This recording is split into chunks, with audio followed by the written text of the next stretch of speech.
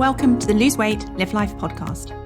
If you're someone who would do anything to lose weight, yet finds it impossible to stick to a diet, to eat less, or just what you think you should, this podcast is for you. I am your host, certified life and weight mindset coach Claire MACKENZIE. Listen in to learn how to stop overeating, lose weight for the last time, and create a relationship with food and yourself that you love, all without diet deprivation and self-sabotage.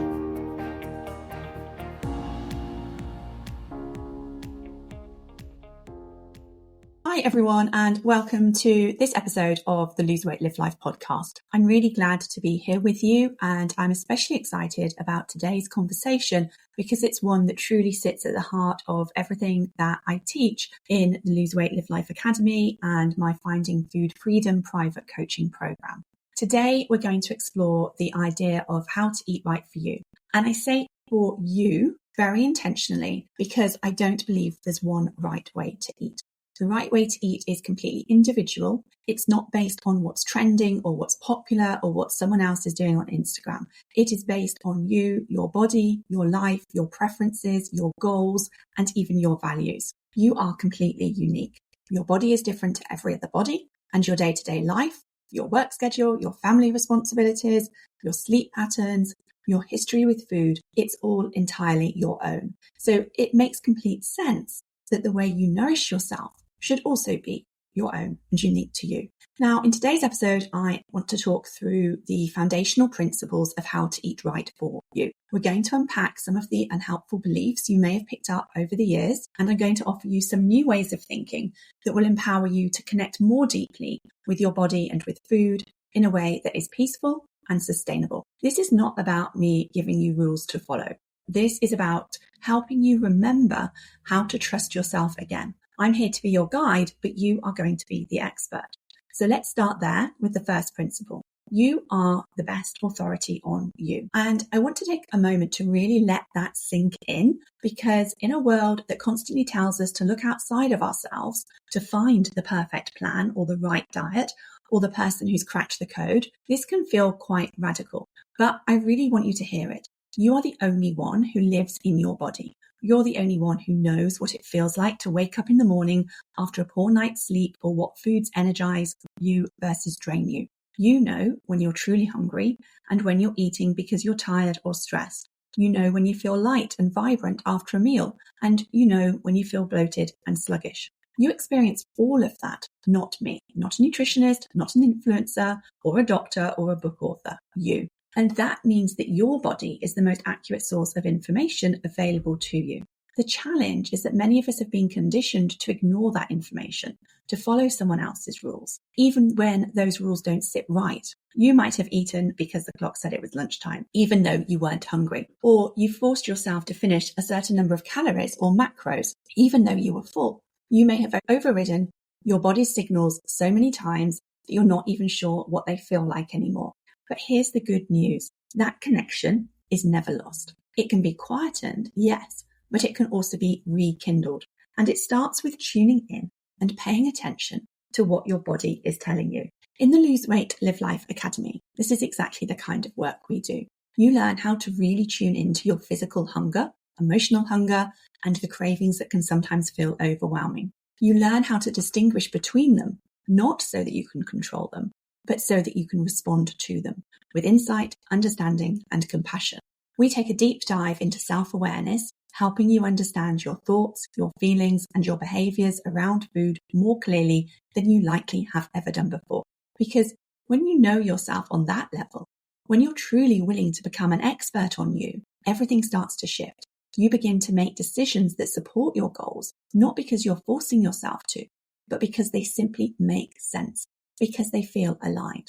And when we remember that so many of us have struggled with our weight, not due to lack of willpower, but because of how confusing and emotionally loaded food has become, this approach makes a profound difference. Becoming your own expert, your own authority, can help you make the kind of fundamental changes that last. One way to start reconnecting with your body's wisdom is to shift your focus from what you're eating to how you're feeling.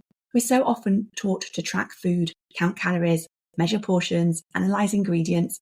But what if instead, or maybe sometimes as well as, we started tracking the effects? What if we started noticing our energy, our focus, our mood, our digestion, our hunger and fullness? Imagine eating a certain breakfast and asking yourself, how do I feel after that? Did it give me steady energy, or was I hungry again an hour later? Did I feel light and nourished, or was I sluggish and craving sugar by 11 a.m.? This kind of observation builds trust. You start to see patterns, like how certain foods support you and others don't. And that awareness is far more powerful than any external plan. Now, another piece of this learning is to differentiate between your emotional and physical cues. Your body talks to you through sensation, hunger, fullness, energy, but it also expresses your emotional needs. That craving for chocolate at 9 p.m. might not be about hunger. It might be about comfort or habit or the need for a moment of pleasure after a stressful day. When you learn to approach these moments with curiosity instead of judgment, everything changes. Instead of, I shouldn't have eaten that, or why do I always do this? You can ask yourself, what was I needing in that moment? Or was I actually hungry? Or was I trying to meet another need? Curiosity opens the door to understanding. Judgment closes it. When you replace shame with inquiry, you create the space to make intentional, aligned choices that truly serve you. Now, this principle also involves giving yourself permission to experiment. Being the authority on you doesn't mean you'll get it right all the time. It means you're willing to learn, to try things out. You notice how you feel and you adjust. Maybe you try cutting back on snacking and realize your energy dips too low, so you add something back in. Maybe you have a few meals without refined carbs and feel great, or maybe you don't. Either way, you learn something new. There's no failure here, just feedback. And of course, it's not just about physical feedback. It's also about how food fits into your life. Maybe you discover that eating 3 meals a day works best for your energy levels, or that prepping dinners on Sundays makes your week flow more smoothly. Maybe you realize that a big lunch leaves you feeling sluggish for afternoon meetings, or that a lighter dinner helps you sleep more deeply. All of these observations come from you living your real life, not from a template or a theory. Your lived experience is what matters most. It's also really important to consider your unique history with food. For many of us, our relationship with eating has been shaped by years, sometimes decades, of dieting, restriction, emotional eating, or cultural expectations. You might have food rules you don't even realize are running in the background. Maybe beliefs like, I shouldn't eat after 7 p.m, or carbs are bad, or I have no willpower. These thoughts can be so automatic that we don't question them.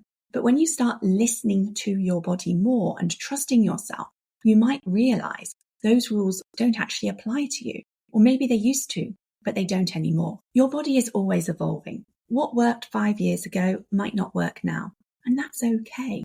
You're not meant to stay the same. Eating right for you today might look different than it did a few months ago, or than it will in 6 months' time. That doesn't mean you're doing anything wrong.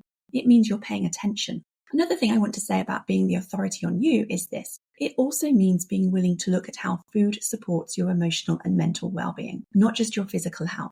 Because food isn't just fuel. It's pleasure. It's comfort. It's tradition. It's connection. Being the authority on you means recognizing that and also being honest about it. Sometimes we eat to soothe, and that's okay. Sometimes food is the easiest way we know to give ourselves something sweet or relaxing or celebratory. And instead of beating ourselves up for that, we can start asking, what else might I need right now? Not to restrict or punish, but to explore what's really going on. This level of self-knowledge and compassion is powerful, and it builds over time, especially when we practice self-awareness without criticism. One of the most helpful mindset shifts here is moving from I messed up to that's interesting, what can I learn from this? When you treat every food experience as information, not a test, you create an environment where real lasting change can happen. And finally, I want to emphasize that being the authority on you means accepting that your needs are valid, even if they don't look like anyone else's. You might need more sleep than your friends,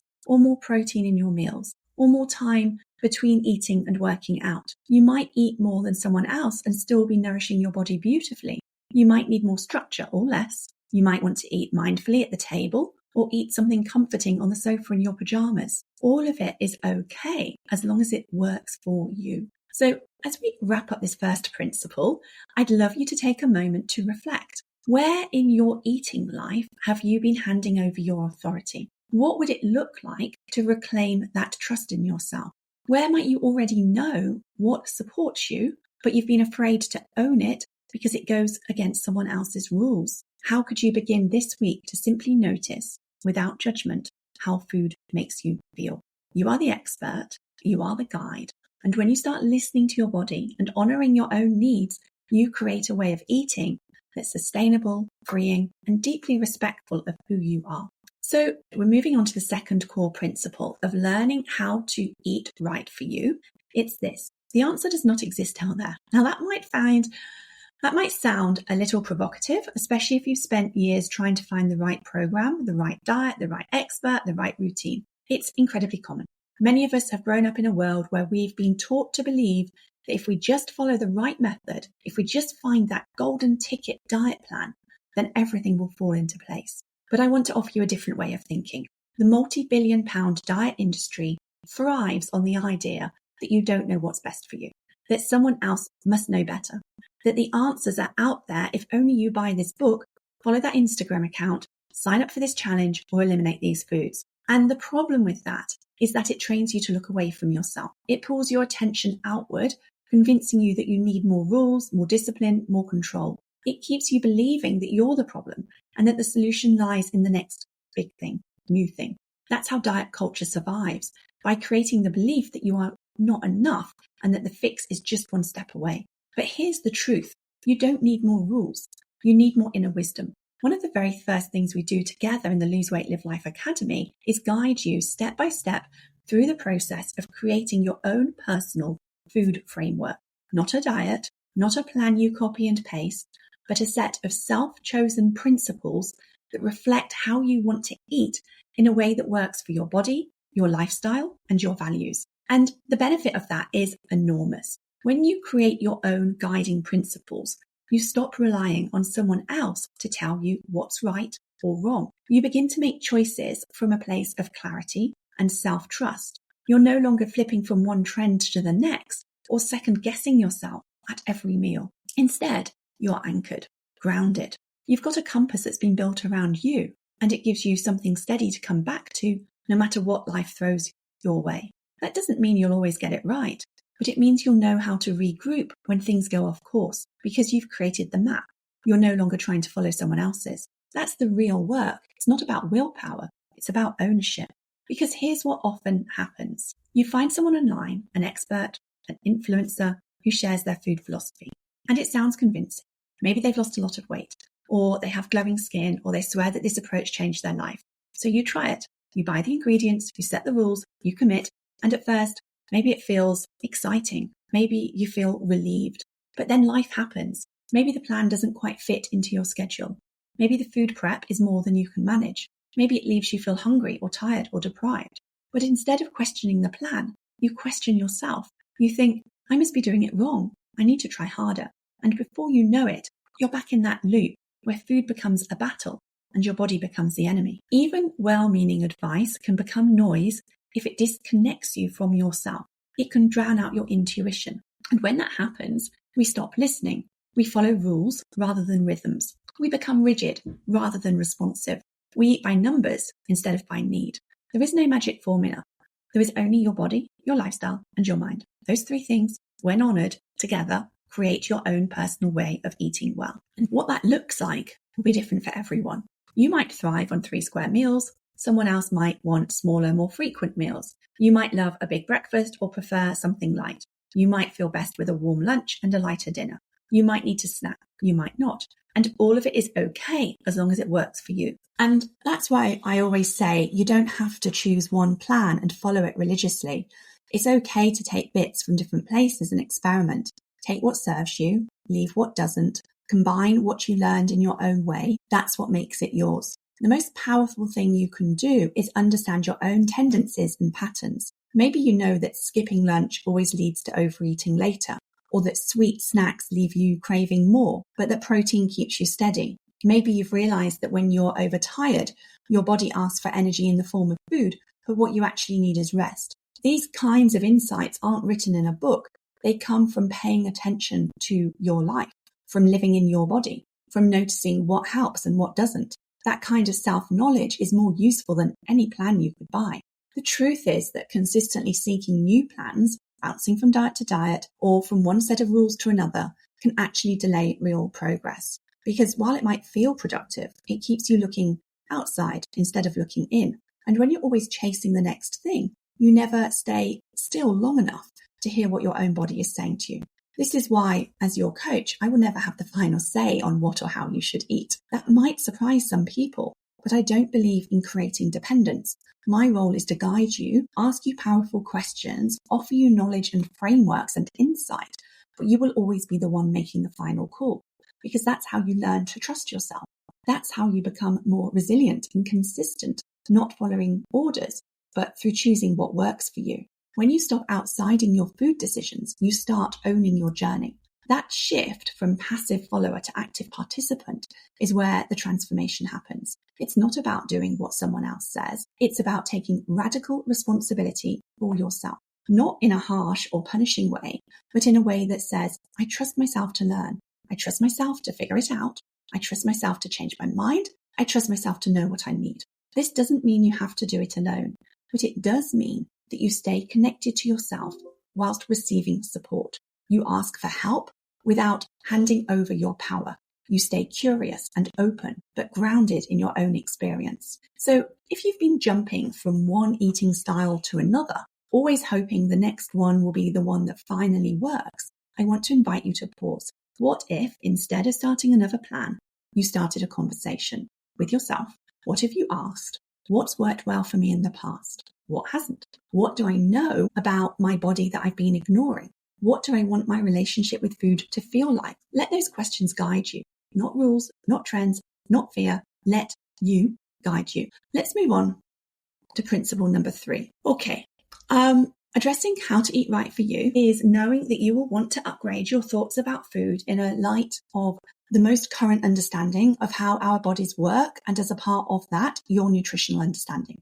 So let's pause here and consider that many of us were given food advice by parents, schools, magazines, even health professionals that was wrong and probably outdated even before it even reached us. And a lot of what's still being circulated today is rooted in oversimplified or incomplete information.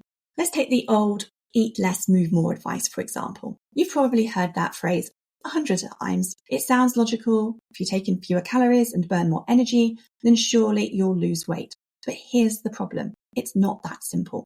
The human body is not a calculator. It's not an engine. It's not a basic maths equation where food goes in, energy comes out, and results follow in a neat, predictable way. Your body is a living, breathing, dynamic system. It's influenced by hundreds of internal and external factors. Your hormones, your stress levels, your sleep, your environment, your genetics, your microbiome, your emotional state. All of these affect how your body metabolizes food, stores fat, regulates appetite, and produces energy. Yes, calories matter, but they are only one part of the picture. We can't keep treating food as numbers when it is so much more than that. Let's take blood sugar, for example. When you eat certain foods, particularly refined carbohydrates or sugars, your blood glucose rises. In response, your pancreas releases insulin to help move that glucose into your cells for energy or storage. If your meals spike your blood sugar too high or too frequently, you might end up on a roller coaster, spike, crash, crave, repeat. And that can affect everything from energy to mood to fat storage to inflammation. Understanding blood sugar balance, how protein, fiber, and healthy fats help keep it steady, can make a huge difference in how you feel and how you eat. It's not about obsessing over what's allowed. It's about eating in a way that supports your body to work with you and not against you. So let's talk about hormones. This is an area that's still misunderstood and under-discussed in mainstream conversations around food and weight. But hormones play a central role in hunger, satiation, fat storage, energy usage, and more. Take ghrelin, your hunger hormone. It rises before meals, promoting you to eat. And then there's leptin, your satiation hormone, which signals when you've had enough. Now, in a healthy, balanced body, these hormones help regulate appetite. But when they're disrupted, whether that is by chronic stress or poor sleep or over-restriction or excess processed foods, they can misfire, making you feel hungrier than you need to be or never quite satisfied. And then there's insulin, which we mentioned with regards to blood sugar. If insulin is consistently high, it encourages fat storage and makes it harder for your body to access fat for fuel. And also don't forget cortisol, your stress hormone, which when elevated long term can impact everything from cravings to where you store fat on your body. Now, this is not to say you need to become a biochemist, but having a basic awareness of how your body actually functions helps you make better decisions, not out of fear, but out of understanding.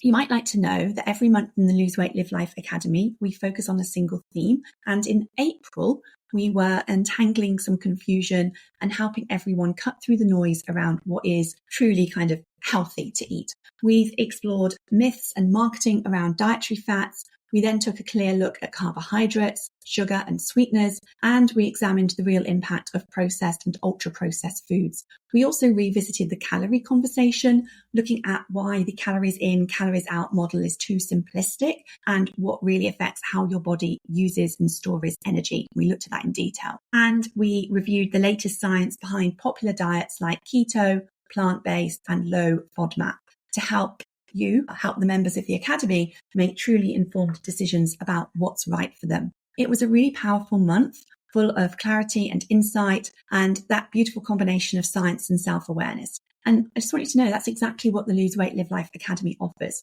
The chance to become informed and confident in your food choices without falling into the trap of perfectionism or extremes. Because once you understand how your body works, you stop being so vulnerable to fad diets and confusing health claims, and you start asking better questions. You begin to feel empowered to decide what's right for you.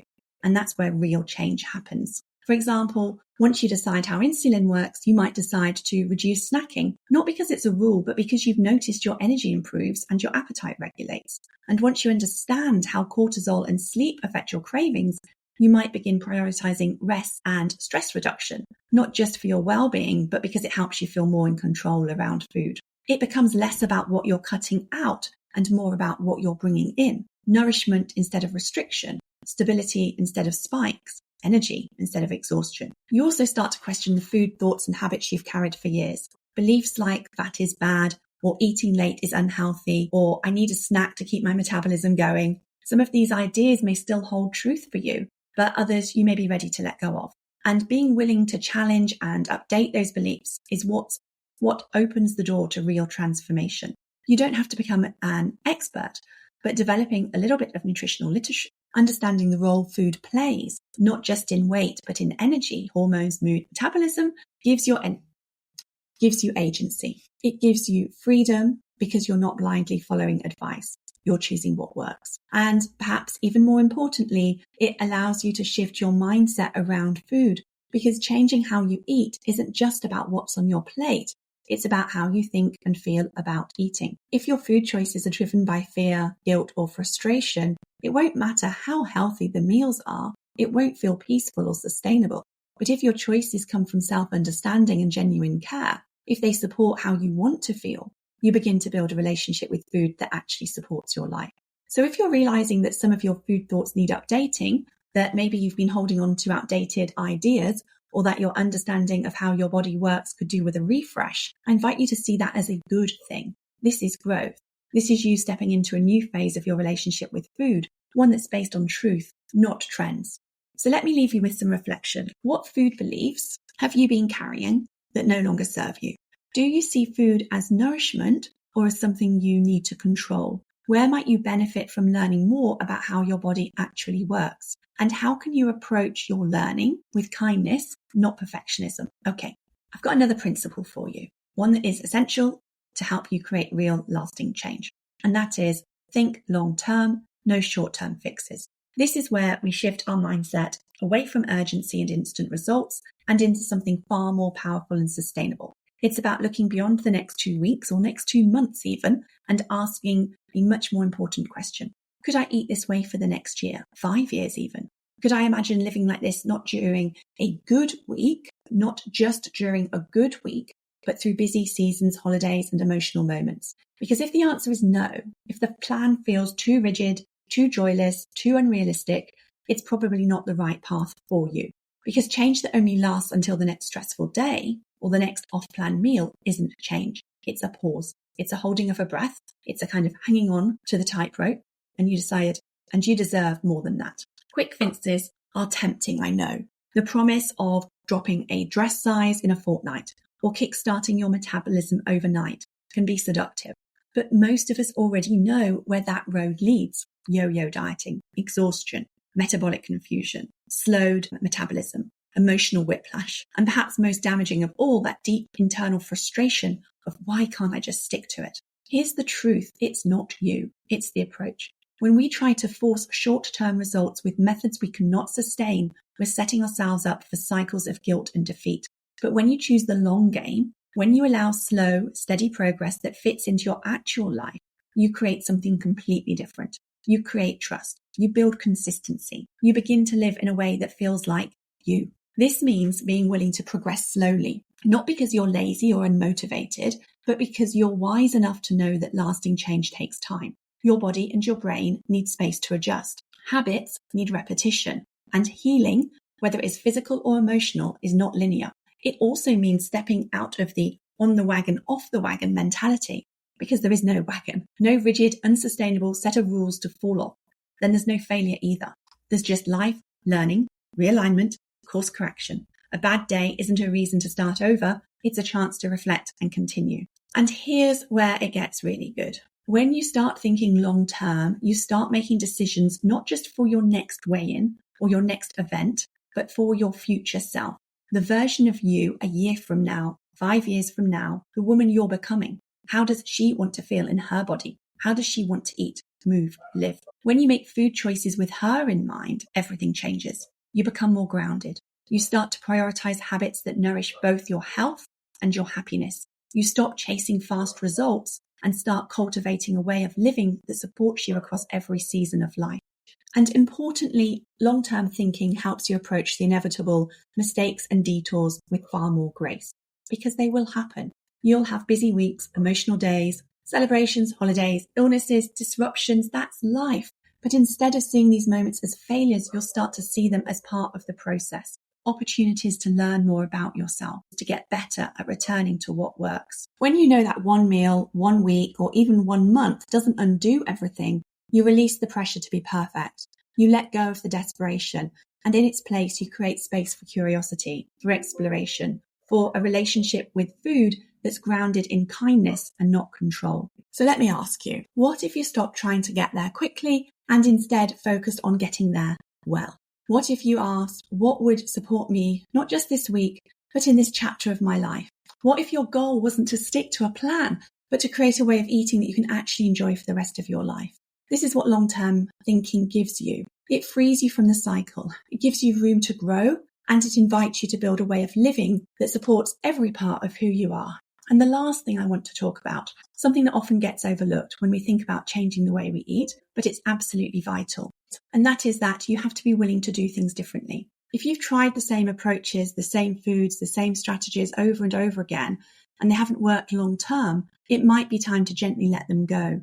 Not because they were bad, not because you failed, but because they simply don't serve you anymore. Change always begins with that moment of honesty, the willingness to say, this no longer works for me, and the courage to ask, what might? Doing things differently might look like trying a new way of planning, cooking, or shopping. It might mean eating out in a different way, choosing what you truly want and need instead of defaulting to the healthy option because it feels like the right thing to do, or to the most indulgent thing because you've already written the day off. It's about being intentional and curious rather than reactive or stuck in old patterns. You might also find yourself needing to challenge some social norms. Food is deeply woven into our relationships and routines, family meals, social gatherings, cultural traditions. Changing how you eat can bring up feelings for others as well. Maybe your partner doesn't understand why you're eating differently. Maybe your friends tease you when you skip the wine or opt for something nourishing. That's okay. You're allowed to create boundaries that support your well-being, even when others don't fully get it. And yes, this can feel awkward at first. You might worry about being seen as fussy or trying to lose weight again. But here's the truth. It's not your job to make everyone else comfortable with your choices. It's your job to make choices that honor your body and mind, that help you feel good, that reflect the way you want to care for yourself, not just in the moment, but for the long term. Sometimes being willing to do things differently means challenging family dynamics. Maybe you grew up being expected to clear your plate, or maybe certain foods were only ever associated with guilt or celebration. It takes strength to pause, notice those patterns, and decide whether they're still serving you. Because just because something is familiar doesn't mean it's helpful. There's also a chance to reflect on the emotional role food plays in your life. Do you eat for comfort, reward, distraction? Most of us do at some point. Food is emotional. It always has been. But when we become conscious of how and why we use food emotionally, we give ourselves space to choose. You can still have that comforting bowl of something warm and delicious, but you might also start asking, what else brings me comfort? Or what other ways can I reward myself? Maybe it's a hot bath, a walk outside, 5 minutes to yourself with a book and a cup of tea, or a new pair of pajamas, a phone call with someone who always lifts you up. It's not about removing emotional eating altogether. It's about expanding the ways you care for yourself so that food doesn't have to carry the weight of every need. If you identify as someone who takes care of her body, you'll start naturally making decisions that reflect that identity. You won't need as many rules. You'll simply ask, what would someone who takes care of herself do here? And then you'll act accordingly. Not perfectly, but with increasing confidence and ease. So as we close today's episode, I want to invite you to ask yourself, what might I need to do differently in order to feel better around food? What habits or patterns have I outgrown? What small change could I try this week without pressure or perfectionism? What's one thing I've always done around food that I've never questioned, but I could? Remember, you're not stuck. You're allowed to change. And when you're willing to explore a different way, step by step, gently but firmly, you open the door to a whole new relationship with food, with your body, and with yourself. Okay, so let's just quickly take a moment to recap what we've explored together. We began with the idea that you are the best authority on you, that your body holds wisdom no one else has access to, and that learning to trust that wisdom is one of the most empowering things you can do. Then we explored how the answer doesn't exist out there. You don't need another set of rules. You need a deeper connection with yourself. Then we talked about how you may need an upgrade in your food, thoughts, and nutritional understanding. We looked at how outdated beliefs like eat less, move more can hold you back, and how a basic understanding of your body's biology, hormones, and blood sugar can lead to far more effective and compassionate choices. Then we focused on thinking long term, letting go of quick fixes, and instead committing to creating something sustainable, joyful, and real. Something that supports your health and happiness, not just this month, but for the years to come.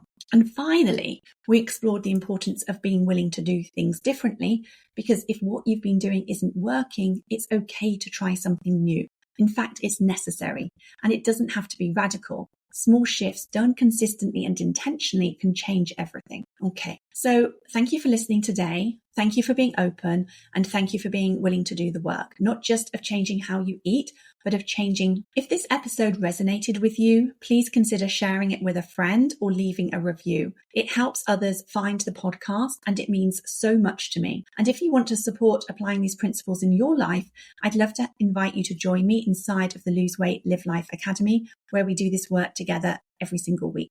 Until next time, be kind to yourself, trust your wisdom, and keep choosing what's right for you. Take care. If you enjoyed listening to this podcast and are ready to live a more intentional life, lose weight as a part of that journey, and create a relationship with food and yourself that you love, then I would be honoured to have you join the Lose Weight, Live Life Academy membership and coach with me. The programme offers different levels of support to suit you, including self-paced learning, twice weekly calls, private coaching, an amazingly caring community, and lots more. Find out all the details about when and how you can join at www.thebestyou.coach/coaching.